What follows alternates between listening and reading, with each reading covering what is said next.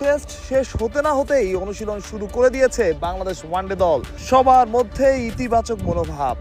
সাদা পোশাকে যতটা সাদা কালো বাংলাদেশ রঙিন পোশাকে করতে চায় ততটাই রঙিন। সবার মধ্যেই অনুশীলনে পজিটিভ ইন্টেন্ট। টুকটুক ক্রিকেট নয়, বলের সাথে পাল্লা দিয়ে তুলতে হবে রান, সেই অনুশীলনটাই করছেন ক্রিকেটাররা। গতকালই ওয়ানডে দলের ক্রিকেটাররা বাংলাদেশে এসে পৌঁছেছেন। অনুপস্থিত ছিলেন কেবল তাসকিন আহমেদ এবং নাইম শেখ। বাকিরা 24 ঘন্টা না পেরোতেই চলে এসেছেন অনুশীলনে। কখনো সোজা ব্যাটে, কখনো জোর দিয়ে চলেছে বাংলাদেশের অনুশীলন সেশন। সাদা বলে বাংলাদেশ দল অনুশীলন করেছে একদম পারফেক্ট মেজাজে। একটু পরপর বড় শট খেলার চেষ্টা তাওহিদ হৃদয়, শামীম পাটোয়ারি থেকে পারভেজ হোসেন ইমন কিংবা জাকের আলী অনিক। সবার ব্যাটে ইতিবাচক ক্রিকেটের আভাস।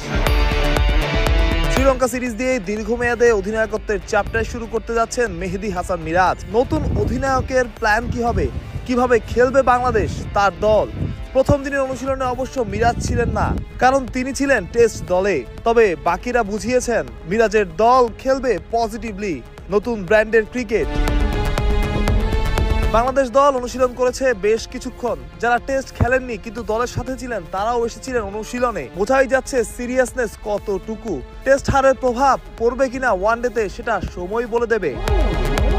মিরাজের কাছে দেশের মানুষের প্রত্যাশা থাকবে এমনটাই, বদলে যাক বাংলাদেশ দল, ফিরে আসুক সেই মাশরাফি যুগ, পক্ষের চোখে চোখ রেখে লড়ত বাংলাদেশ।